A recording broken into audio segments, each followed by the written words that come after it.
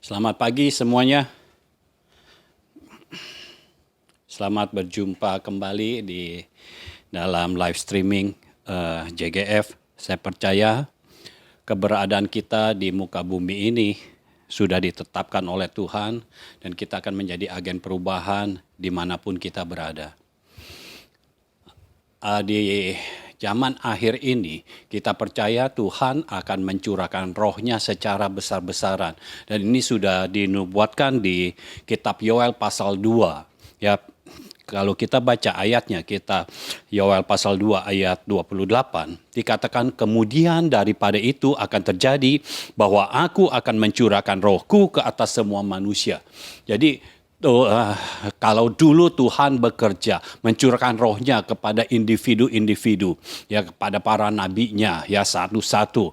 Tetapi di zaman akhir ini Tuhan akan mencurahkan rohnya ke atas semua manusia. Dan kita tahu Tuhan sudah mencurahkan rohnya ketika murid-muridnya 120 orang murid berkumpul di loteng Yerusalem. Ya, itu sudah dicurahkan. Semuanya menerima pencurahan roh. Tetapi pada akhir zaman ini Tuhan akan mencurahkan rohnya sekali lagi yang lebih besar daripada yang sudah dilakukannya di loteng Yerusalem. Ya, itu sebabnya saat ini kita mau melihat tanda-tandanya. Karena kitab Yoel pasal 2 ayat 28 itu berkata, kemudian daripada itu akan terjadi. Artinya akan ada hal-hal yang terjadi sebelum pencurahan roh itu terjadi. Ya, sebelum Roh Kudus itu dicurahkan, sebelum Roh Tuhan itu dicurahkan atas semua manusia. Yang kedua ini, Tuhan akan mencurahkan rohnya secara besar-besaran. Itu sebabnya perhatikan apa tanda-tandanya. Di dalam, kalau kita mau lihat tanda-tanda sebelumnya, berarti ayat-ayat sebelumnya yang kita lihat. Sebelum ayat 28, itu dari ayat 23 kita bisa lihat di situ ada tanda-tandanya. Ya, ayat 23 berkata, hai Bani Sion, bersorak-soraklah dan bersukacitalah karena Tuhan Allahmu. Jadi tanda yang paling pertama dan yang utama adalah bangkitnya Bani Sion. Ya, Bani Sion dibangkitkan oleh Tuhan. Sehingga ketika terjadi pencurahan roh yang besar-besaran itu, maka akan ada sekelompok orang. Karena kalau ada ditulis bani, artinya ini sekelompok orang, bukan satu orang. Ada sekelompok orang yang dibangkitkan oleh Tuhan. Dan orang-orang ini adalah yang sudah mengalami pencurahan roh. Ya, jadi sebelum pencurahan roh yang besar itu terjadi, orang-orang yang sudah mengalami pencurahan roh, dia akan dikumpulkan. Makanya disebut Bani Sion. Ya, sekelompok orang, Bani Sion, bukan satu orang, tetapi sekelompok orang akan dibangkitkan oleh Tuhan. Ya, Bani Sion akan dimunculkan, Bani Sion akan dibangkitkan. Nah, apa Bani Sion itu? Bani Sion adalah orang yang menerima uluran tongkat kerajaan dan itu tongkat kerajaannya berasal dari Tuhan. Sehingga mendapatkan perkenanan Tuhan untuk dapat masuk dan hidup dalam kerajaannya. Ya, jadi orang-orang yang berkenan kepada Tuhan ini akan dikumpulkan oleh Tuhan. Saudara, perhatikan baik-baik di zaman akhir ini. Akan ada orang yang sama, setipe dengan kita dikumpulkan oleh Tuhan. Kalau Tuhan bekerja di dalam rohnya, artinya dunia akan mengikuti. Di dunia, ya secara sekuler, akan dikumpulkan orang-orang yang sama. Ya, kalau tukang tipu akan berkumpul. Tanpa mereka sadari, mereka berkumpul semuanya tukang tipu. Ya, kalau orang-orang yang benar akan dikumpulkan semuanya orang benar. Orang fasik dikumpulkan sama-sama dengan orang fasik. Jadi kalau saudara berbuat sesuatu yang ceroboh, hati-hati. Karena saudara akan dikumpulkan dengan orang-orang yang ceroboh juga. Tetapi kalau kita hidup di dalam roh, maka kita akan dikumpulkan bersama-sama dengan orang yang hidup di dalam roh. Ini tidak bisa tidak, karena Tuhan yang bekerja, Tuhan yang membangkitkannya. Sekelompok orang ini akan dikumpulkan bersama-sama. Orang yang berkenan kepada Tuhan akan dikumpulkan bersama-sama, sehingga bisa mewujudkan isi hati Tuhan. Makanya pada akhir zaman ini, tugas kerajaan yang diberikan Tuhan kepada gerejanya akan bisa diselesaikan oleh gerejanya. Karena orang-orang yang satu DNA dikumpulkan oleh Tuhan menjadi satu. Orang-orang yang tidak memikirkan dirinya sendiri. Orang-orang yang tidak memikirkan masa depan secara manusiawinya. Tetapi orang-orang yang memikirkan tugas kerajaan. Orang-orang yang memikirkan kehendak Tuhan. Orang-orang yang mau hidup hanya bagi kerajaannya. Maka mereka ini yang akan menyelesaikan tugas kerajaan. Dan di dalam zaman akhir ini Tuhan akan membangkitkan gerejanya. Akan ada gereja yang muncul sebagai wujud dari kerajaan sorga. Sehingga ketika gereja ini baru mulai kebaktian, hadirat Tuhan sudah ada. Bahkan baru orang datang saja, belum dimulai, belum doa pembukaan, belum ada pujian penyembahan, Tuhan sudah hadir. Dan mulai ada kesembuhan begitu saja. Kelepasan begitu saja. Karena Tuhan yang berdaulat datang ke tempat itu. Di mana orang benar berada, di situ Tuhan berada. Hadiratnya akan nyata dan kuasanya akan dinyatakan. Sehingga saudara bukan perlu mencari dokter lagi. Saudara perlu mencari Tuhan. Untuk saudara bisa merasakan kesehatan ilahi. Untuk saudara bisa merasakan kesembuhan. Oh haleluya. Ya, pada zaman akhir ini, gereja yang benar-benar menjadi kepanjangan tangan Tuhan, itu ada di muka bumi ini. Gereja masa depan, yang menjadi masa depan gereja, dibangkitkan Tuhan di dunia ini. Sehingga orang-orang bisa tahu bahwa Tuhan masih bekerja sampai saat ini. Rohnya sedang dicurahkan. Ya, sekarang ini masih belum besar-besaran. Tapi Tuhan sudah menyiapkan satu waktu. Tuhan sudah menetapkan satu waktu. Akan terjadi pencurahan roh yang besar-besaran. Bukan hanya di dalam gereja saja. Tetapi ada di mana-mana. Di mana orang benar berada. Ketika mereka berbicara. Karena yang mereka katakan adalah firman. Maka tiba-tiba saja Roh Kudus tercurah di dalam kehidupan orang-orang yang ada di sekitarnya. Dan ini akan terjadi hal-hal yang ilahi. Hal-hal yang supranatural terjadi dengan begitu saja. Saudara, orang-orang benar yang sudah dibangkitkan Tuhan, jangan takut menghadapi masalah ini, jangan takut menghadapi peristiwa ini. Karena apa? Karena ketika engkau melakukannya, engkau tidak akan berasa, saya harus bagaimana, saya harus bagaimana. Kenapa? Roh menuntun saudara untuk berkata-kata, untuk melakukan segala sesuatu. Roh yang menuntun. Sehingga kejadiannya seperti engkau sedang melakukan kegiatan sehari-hari saja. Tetapi bedanya kali ini apa yang engkau lakukan di backup oleh sorga. Sehingga apa yang engkau katakan, apa yang engkau lakukan dibuat Tuhan menjadi berhasil. Haleluya. Nah, kita sudah melihat ciri-ciri dari orang yang berkenan kepada Tuhan. Hidup dalam destiny ilahi. Taat mutlak kepada firman. Bergaul dengan Allah. Hidup dalam ikatan janji. Dan contoh-contoh dari Alkitab saya sudah berikan. Ada 3 contoh yang saya berikan kepada saudara. Nuh, Abraham, dan Daud.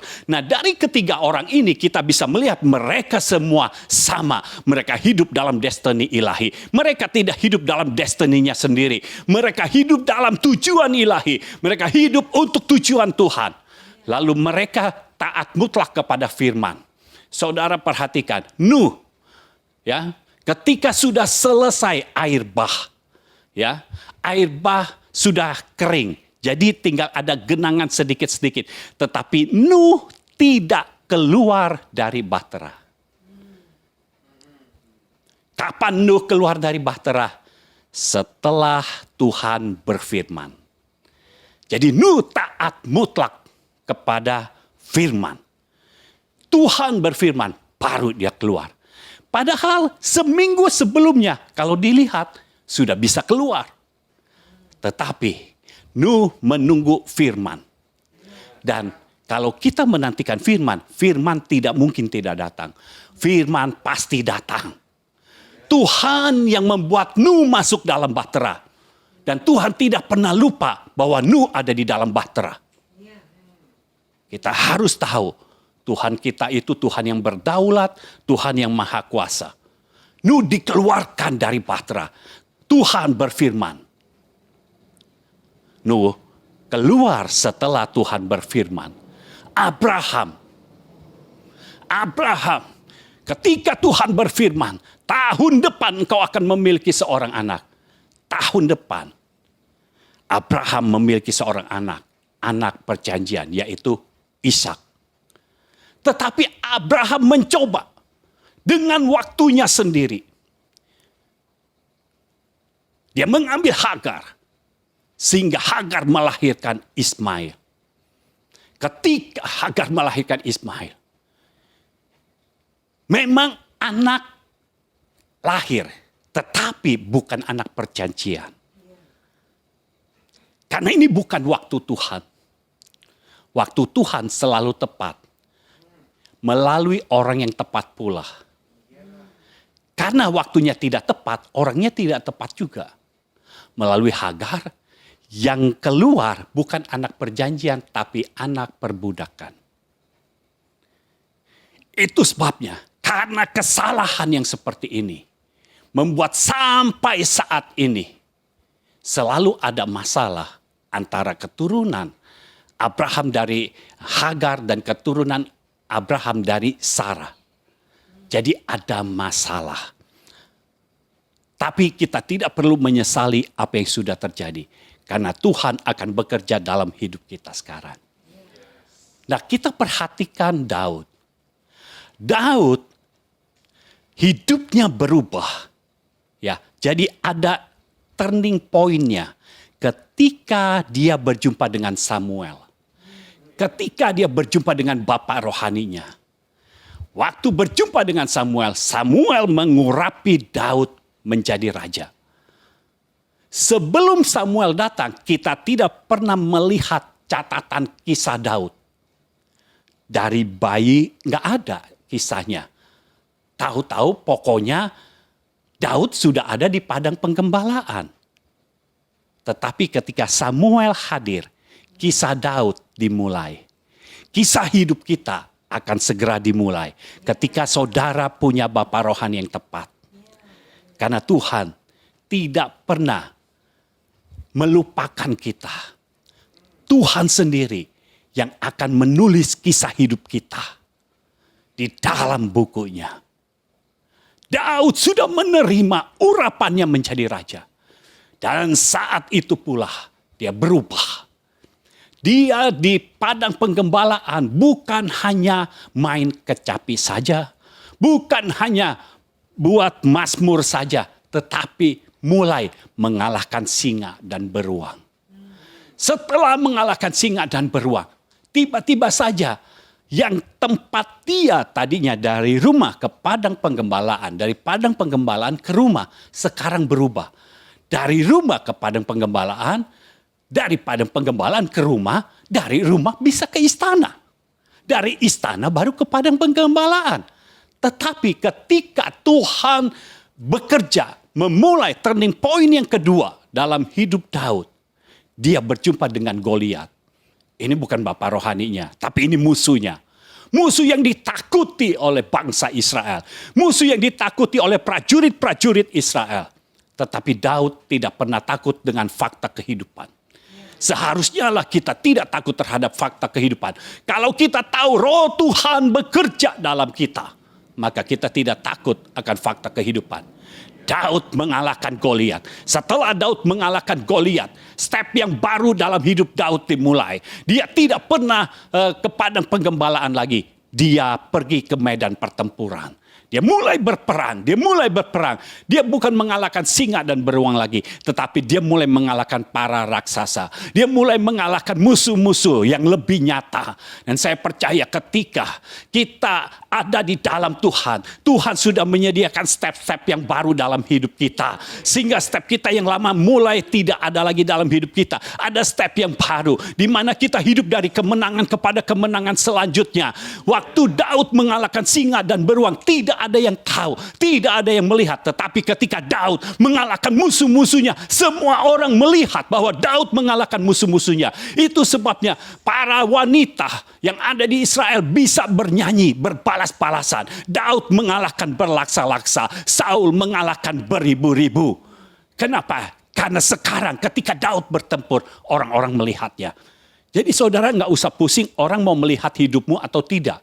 Ada waktunya Tuhan akan menetapkan untuk engkau dilihat oleh orang-orang lain. Tetapi kalau belum ditetapkan, udah tenang-tenang saja, ikuti saja apa yang terjadi.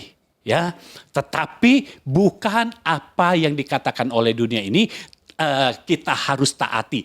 Yang harus kita taati adalah apa yang Roh Tuhan katakan kepada kita. Ya. Jadi ingat, turning point yang paling penting dalam hidup Daud adalah ketika dia berjumpa dengan Samuel, dengan bapa rohaninya. Dan dia di situ diurapi menjadi raja.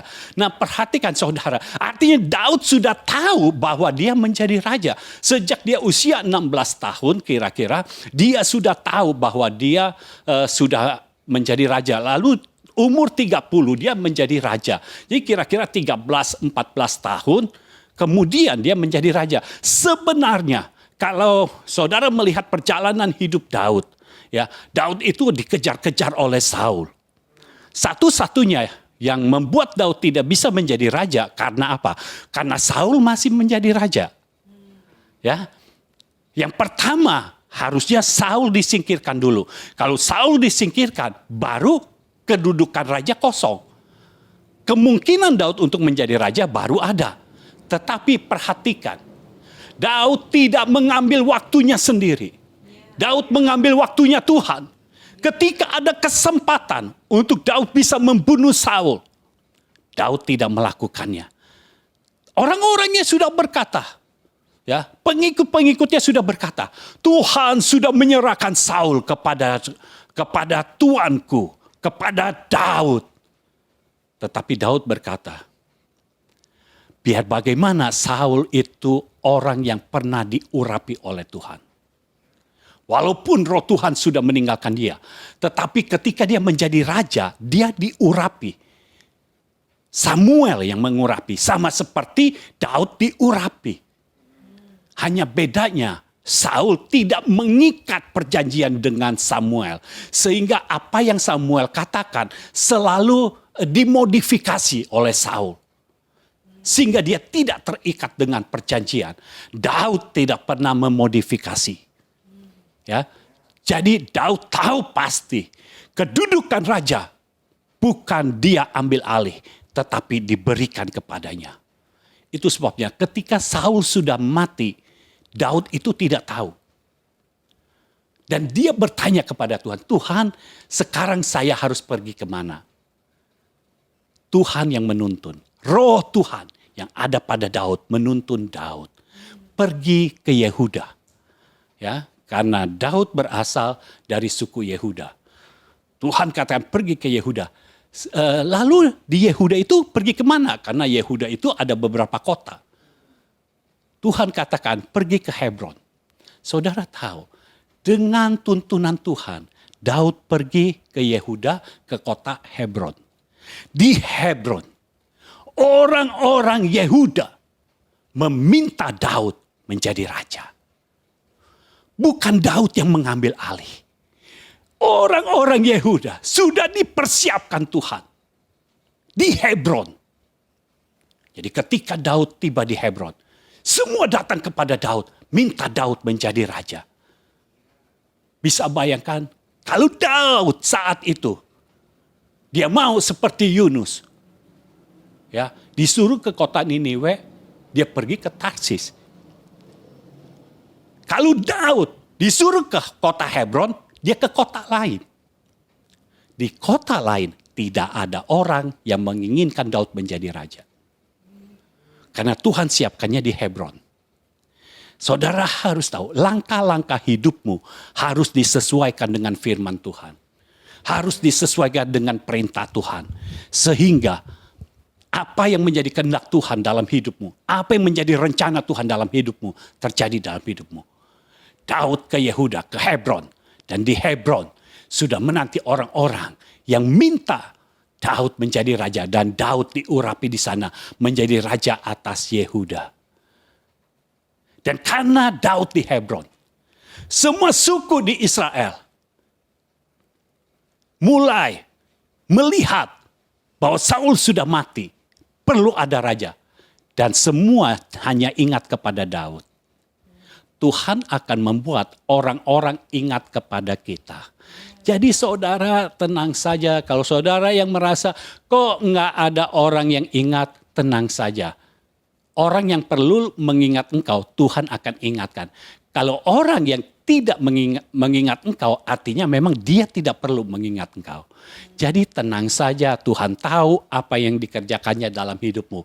Kalau engkau taat mutlak kepada firman-Nya, engkau terikat dengan hubungan ikatan janji dengan Bapa rohanimu, Tuhan sendiri yang bekerja dalam hidup kita.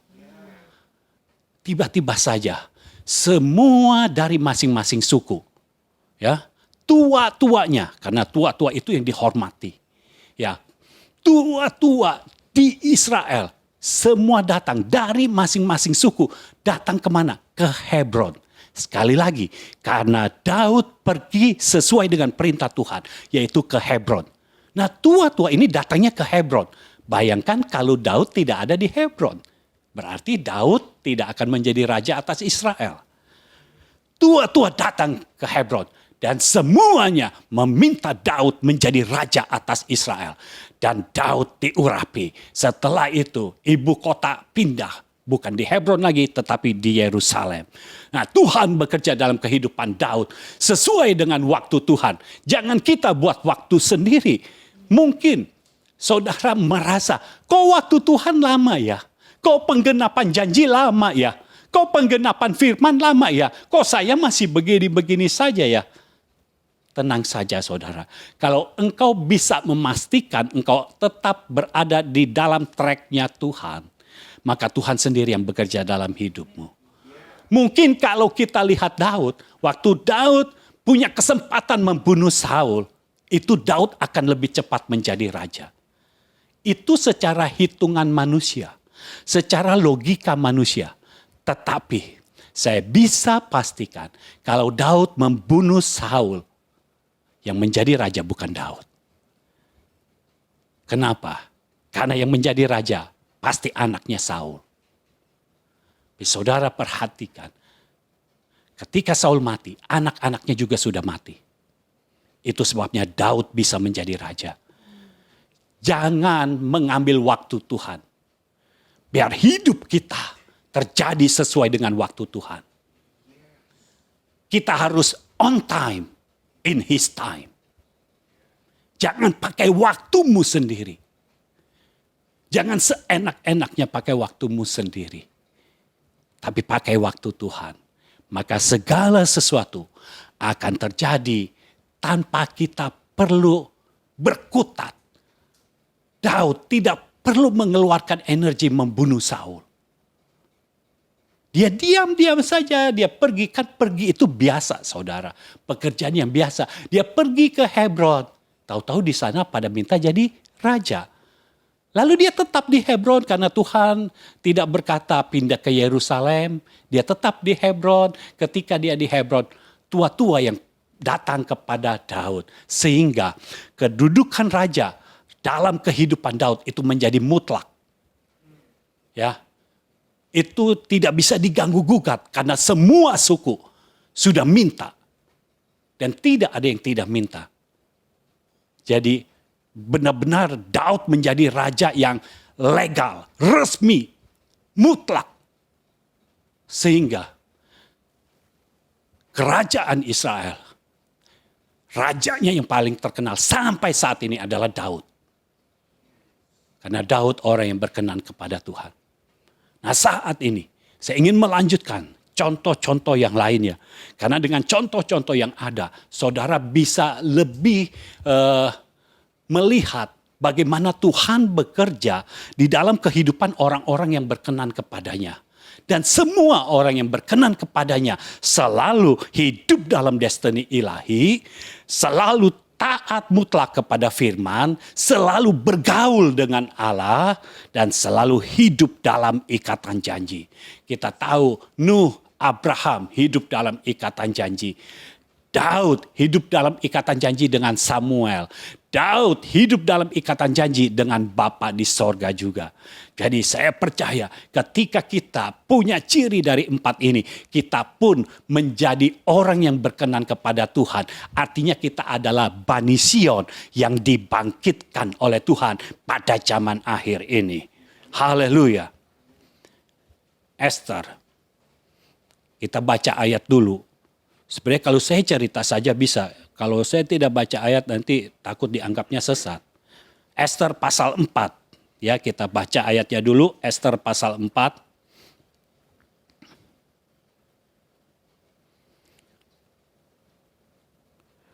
Esther pasal 4 ayat 11. Semua pengawal raja serta penduduk daerah-daerah kerajaan mengetahui bahwa bagi setiap laki-laki atau perempuan yang menghadap raja di pelataran dalam dengan tiada dipanggil, hanya berlaku satu undang-undang, yakni hukuman mati. Hanya orang yang kepadanya raja mengulurkan tongkat emas yang akan tetap hidup. Dan aku selama 30 hari ini tidak dipanggil menghadap raja.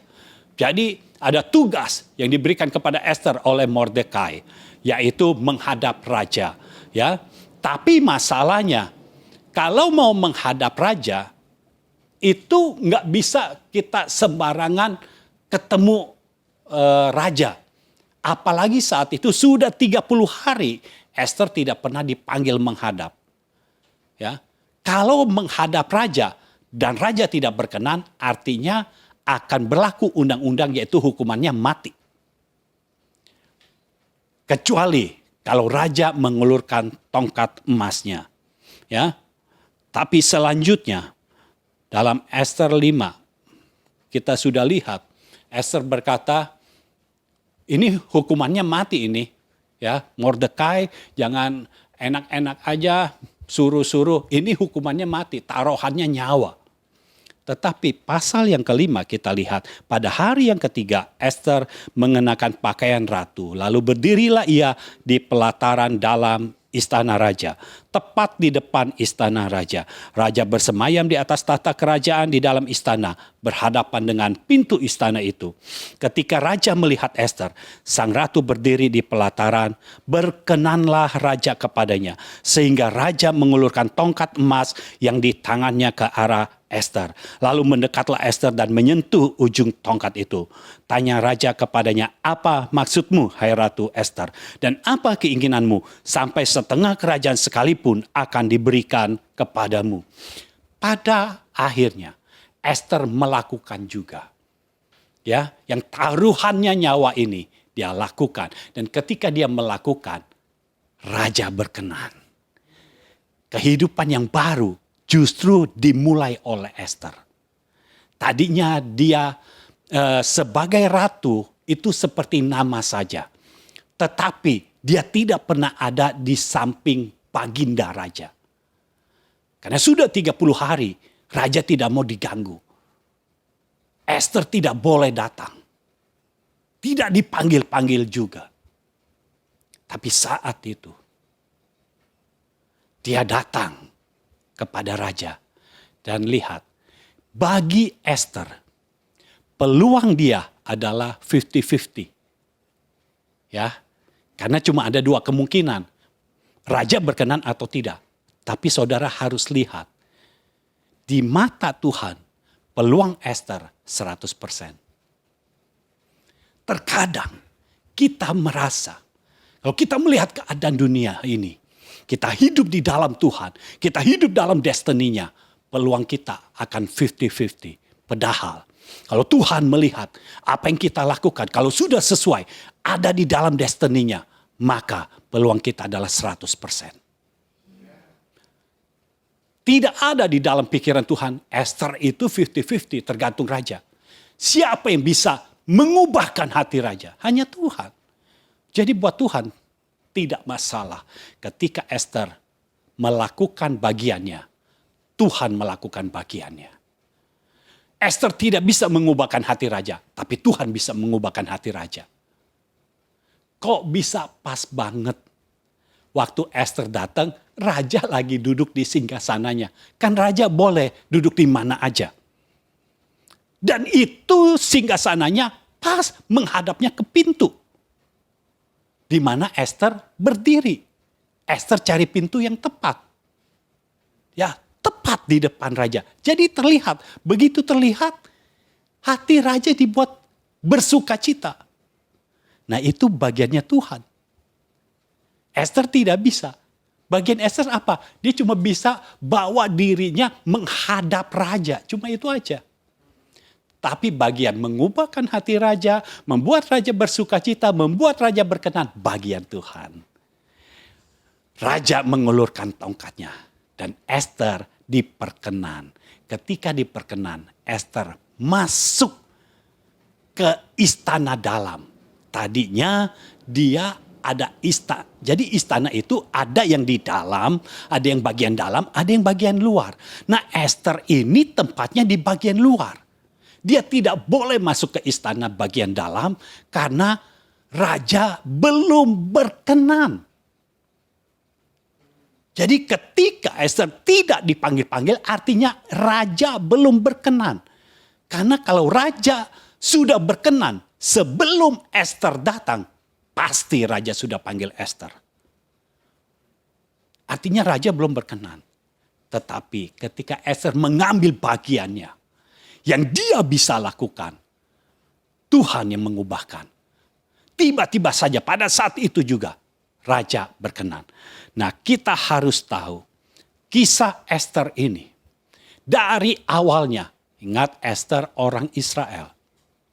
Tetapi demi hidup di dalam destiny ilahi, Esther mau ikut di dalam perlombaan untuk menjadi ratu.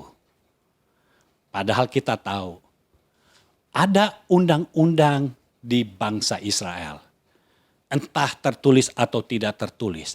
Orang Israel harus memiliki pasangan, memiliki suami atau istri dari orang Israel juga.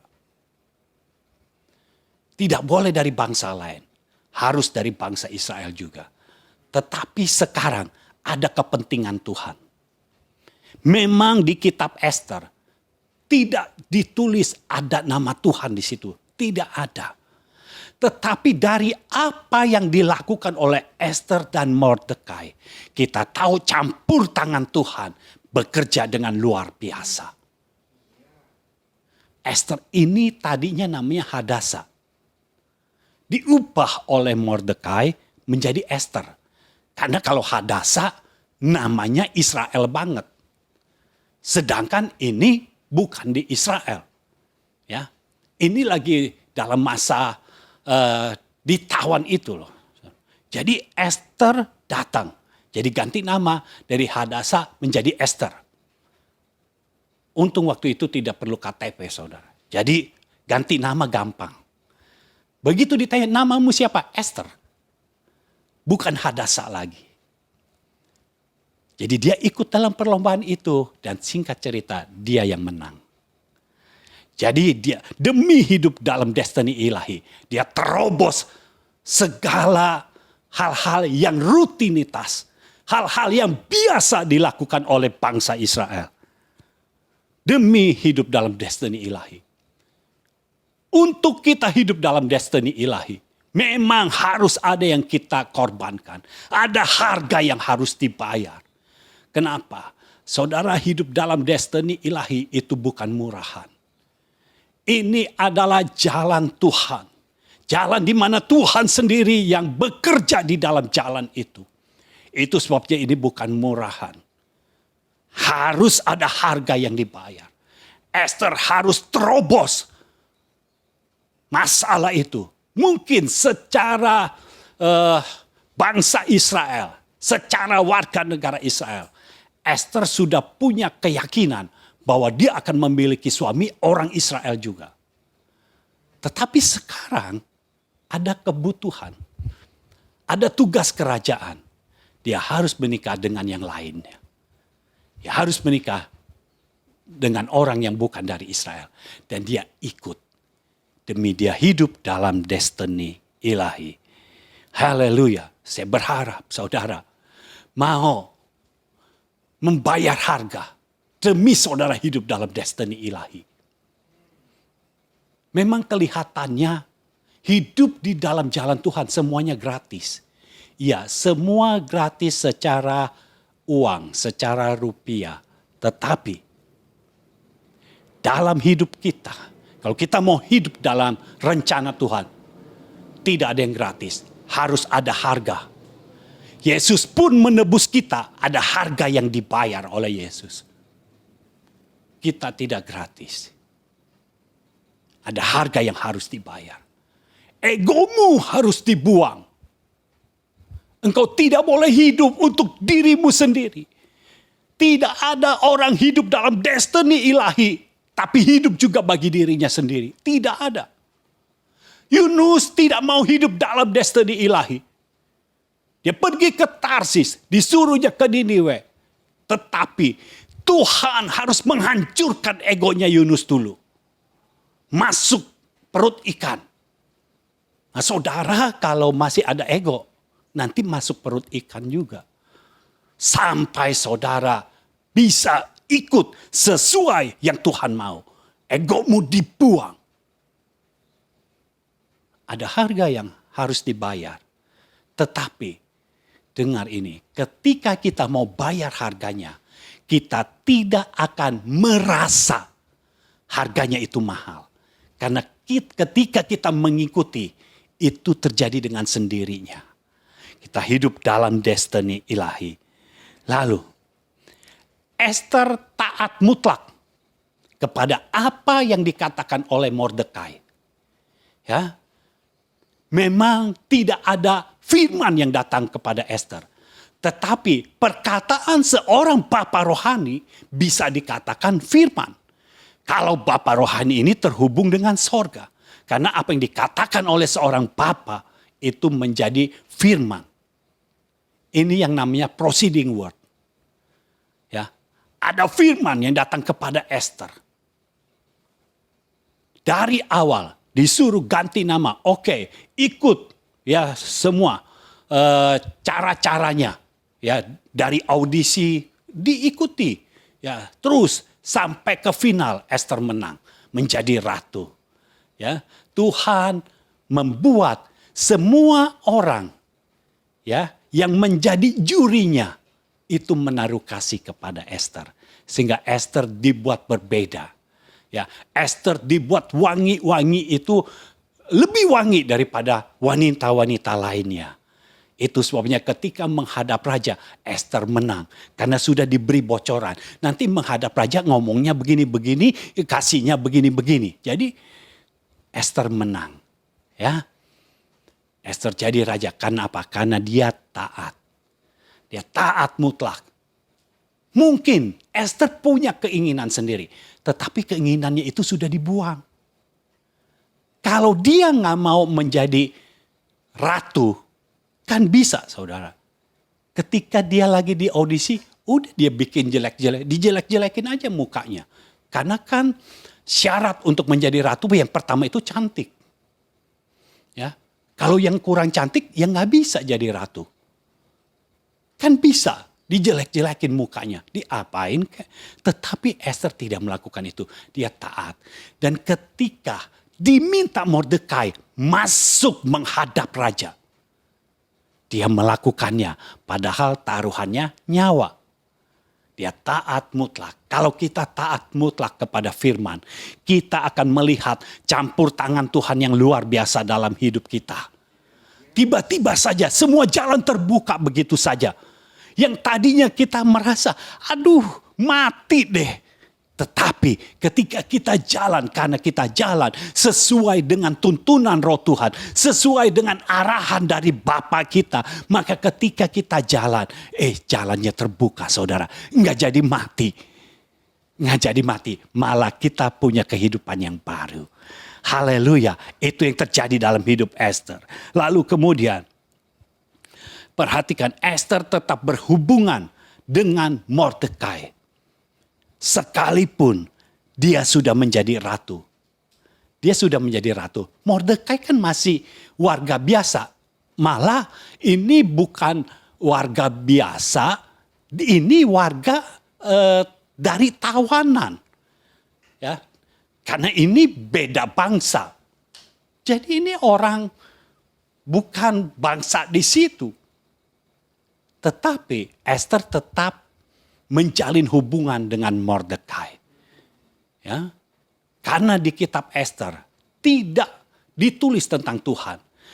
Kisah Esther dan Mordekai ini sama seperti Esther selalu menjalin hubungan dengan Tuhan. Karena orang yang selalu bergaul dengan Tuhan, dia pasti tetap membina hubungan dengan bapa rohaninya. Tidak mungkin dia meninggalkan bapa rohaninya. Ya, kecuali kalau bapa rohaninya sudah menyimpang. Tapi kalau orang yang berhubungan dengan Tuhan, dia pasti akan tetap berhubungan dengan bapa rohaninya. Perhatikan Daud. Daud dia bergaul dengan Allah. Setiap kali dia mau maju berperang, dia tanya Tuhan. Dan dia tetap berhubungan dengan Samuel. Sehingga pada saat Samuel meninggal, dia hadir. Dia ada. Dia tetap membina hubungan dengan Samuel. Tidak terputus. Kabar tentang Samuel meninggal sampai ke telinga Daud. Bisa bayangkan saudara, zaman dulu tidak mudah menghubungi seseorang. Tetapi Daud bisa tahu kenapa. Artinya Daud selalu membina hubungan dengan Samuel. Sehingga orang-orang di sekitar Samuel tahu ketika Samuel meninggal yang diberitahu adalah Daud. Saul tidak diberitahu. Ya, Daud terus bergaul dengan Samuel.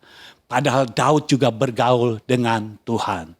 Ya, ketika kita sudah ada di posisi yang di atas, ingat. Jangan pernah lupakan bapakmu. Karena engkau harus tahu dari mana engkau berasal. Esther tidak melupakan Mordekai. Karena pada awalnya Esther ini bukan siapa-siapa. Dia ini anak yatim piatu karena orang tuanya dua-duanya sudah meninggal. Dan Mordekai ini usianya jauh di atas Esther. Dia seperti sepupu. Tetapi Esther diangkat anak oleh Mordekai.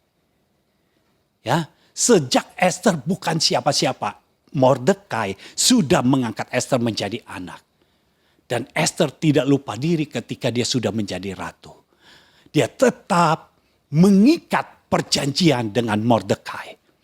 Ketika Mordekai memberikan arahan kepada Esther, dia melakukannya. Dan ketika dia melakukannya, Tuhan sendiri yang bekerja. Sehingga keberhasilannya 100%. Kalau Tuhan sudah bekerja, tidak ada yang bisa menghalangi. Sekalipun ada undang-undang yang menyebutkan bahwa kalau menghadap raja dan raja tidak berkenan, artinya harus mati. Saudara, bisa kebayang gak ketika Esther ada di pelataran dalam. Lalu rajanya lagi tidur. Esther akan diam di situ terus, saudara. Lalu kalau sampai ada pegawai raja, bangunin raja. Artinya raja tidak akan suka. Yang perlu kita pelajari di sini adalah ketika kita mengambil bagian kita, Tuhan bekerja di dalam kedaulatannya. Mungkin raja mau tidur. Tetapi Tuhan bisa berkata, duduk di singgasanamu. Raja nggak tahu gimana, hatinya maunya duduk di singgasana. Sehingga ketika dia duduk, dia bisa melihat Ester. Ester tidak perlu menunggu waktu lama. Menghadap raja itu, saudara harus tahu, itu tergantung moodnya raja. Tetapi buat Ester tidak berlaku. Kenapa? Dia sedang ada dalam destiny ilahi. Kalau engkau ada dalam destiny ilahi, engkau sedang melakukan ketaatan mutlak terhadap firman. Tuhan tidak pernah memberikan waktu yang lama kepada engkau. Ester tidak lama. Ketika dia berdiri, raja sudah langsung melihat. Dan tidak ada waktu sejam. Raja sudah mengulurkan tongkat emasnya. Ester masuk ke istana dalam. Menjadi ratu. Tuhan sedang bekerja. Dan saya percaya, ketika Tuhan bekerja di tengah-tengah kita, maka Tuhan akan menyatakan kedaulatannya atas kita.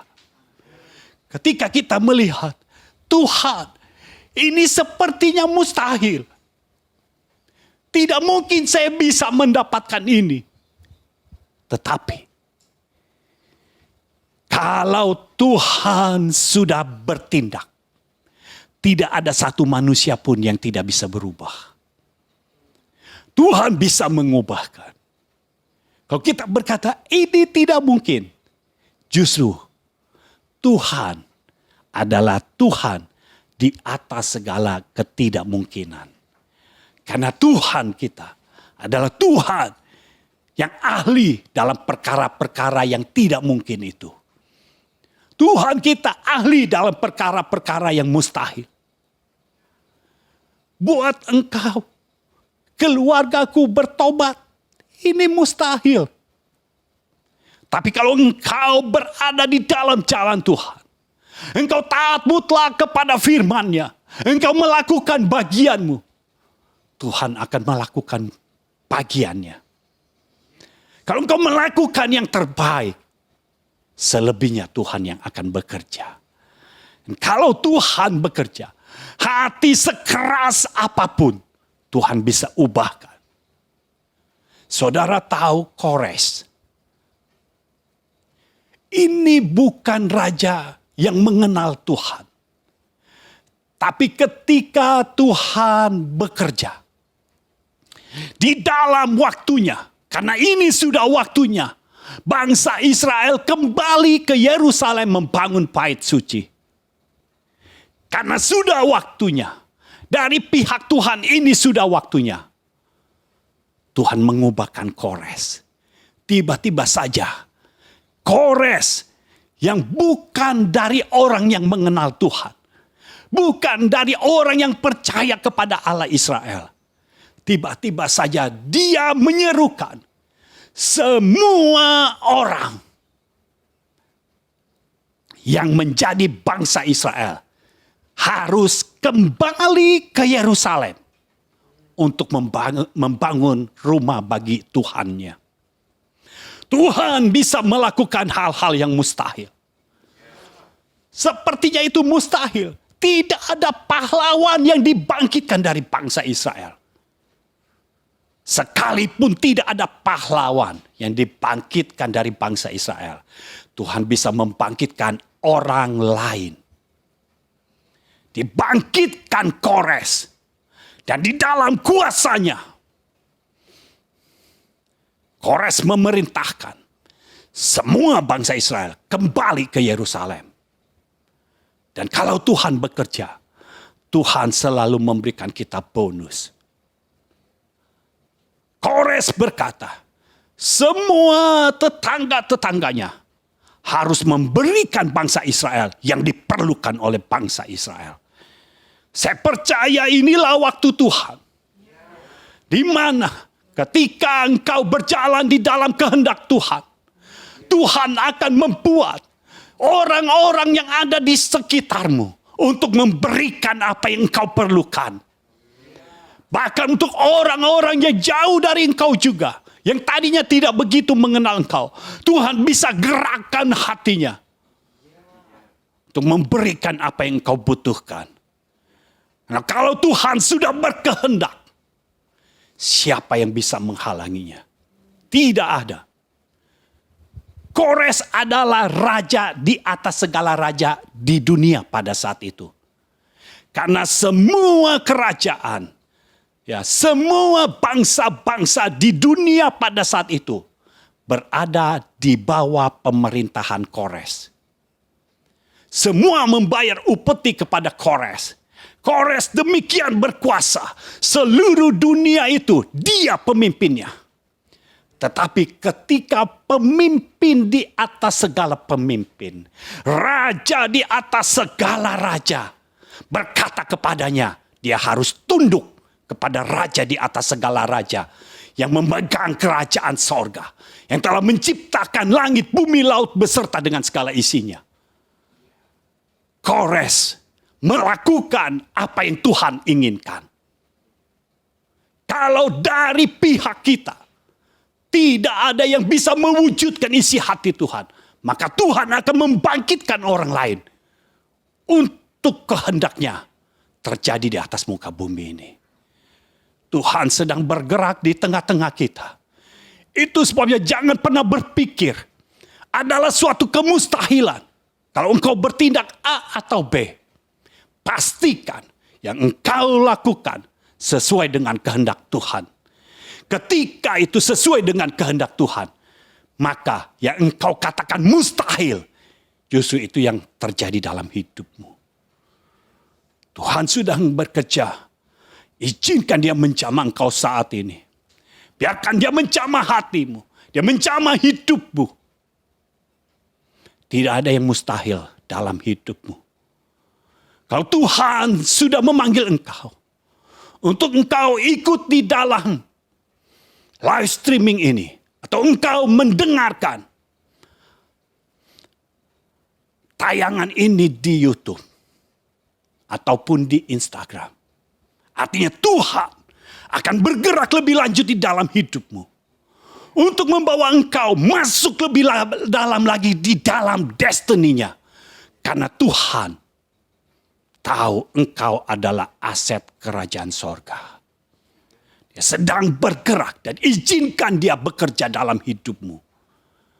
Sehingga hanya kehendaknya yang terjadi dalam hidupmu. Haleluya. Haleluya. Angkat tanganmu. Biar Tuhan bekerja saat ini. Haleluya.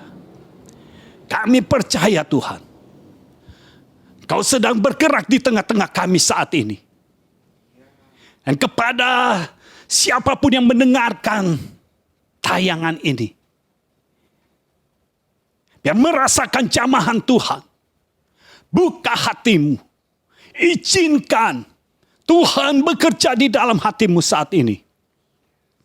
Karena dia mau engkau masuk lebih dalam lagi di dalam rencananya. Biar engkau terhubung dengannya. Dan engkau terhubung dengan seorang Bapa yang sudah dibangkitkan oleh Tuhan. Izinkan dia bekerja saat ini. Dan kau akan melihat hal-hal yang tadinya kau anggap mustahil, ternyata tidak mustahil lagi. Karena Tuhan bekerja. Haleluya, haleluya.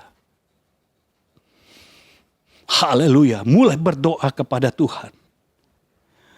Mulai berdoa kepada Tuhan. Saya percaya inilah waktu di mana Tuhan mau bekerja di dalam hidupmu.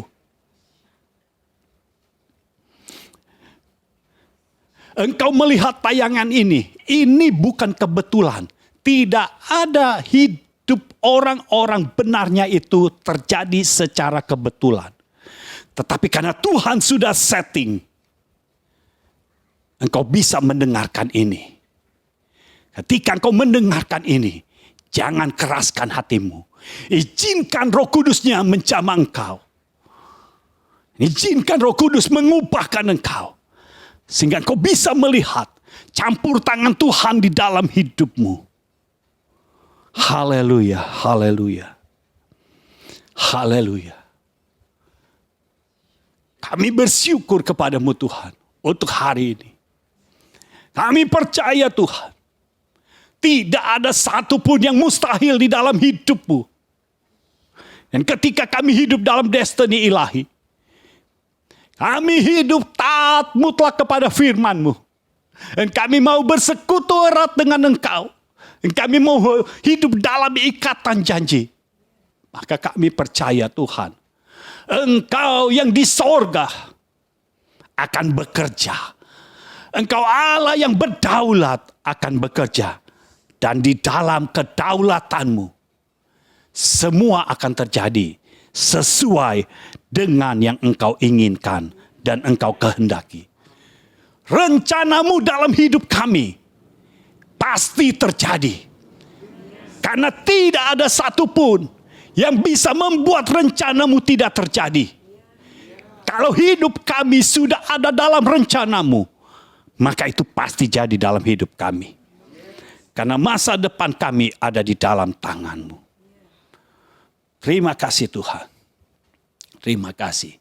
Kami percaya Engkau bekerja saat ini. Jamah setiap hati. Jamah setiap pikiran. Engkau yang bekerja. Terima kasih Bapa. Terima kasih. Kami dasarkan doa kami ini semua di dalam nama Tuhan Yesus Kristus. Amin. Amin. Amin. Saudara, saya akan lanjutkan Sabtu depan. Tapi ini saya ingin mempersiapkan saudara menghadapi krisis yang ada di depan mata kita. Itu sebabnya dalam crossover, dalam program crossover tahun depan, mulai bulan Januari, saya akan menjawab semua pertanyaan-pertanyaan saudara tentang keuangan dan sekitarnya, ya, yang berhubungan dengan itu. Saudara bisa kirimkan pertanyaannya karena bulan Desember kita akan syuting, ya, bulan Desember, mungkin pertengahan Desember kita akan mulai syuting. Jadi saudara berikan pertanyaan dan kirimkan ke hotline chat kami 0821 1367 6675 0821 1367 6675. Jadi kirim ke hotline chat kami dan nanti di program crossover yang ditayangkan setiap hari Rabu jam 7 malam itu bulan Januari saudara akan menerima jawabannya, ya. Tapi saya tetap akan sortir dulu karena pertanyaan harus disortir saudara. Jadi pertanyaan-pertanyaan yang memang berhubungan itu yang akan dijawab. Ya, jadi berikan pertanyaan itu, kirim ke hotline chat. Ya, crossover setiap hari Rabu. Ya, di bulan Desember ini, Desember nanti itu toko Alkitab di sekitar Natal. Ya, kalau yang November ini masih ada satu kisah tentang Nuh.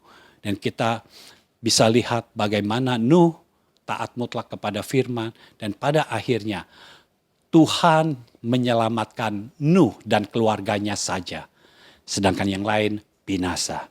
Ya, demikian JGF hari ini. Tuhan memberkati.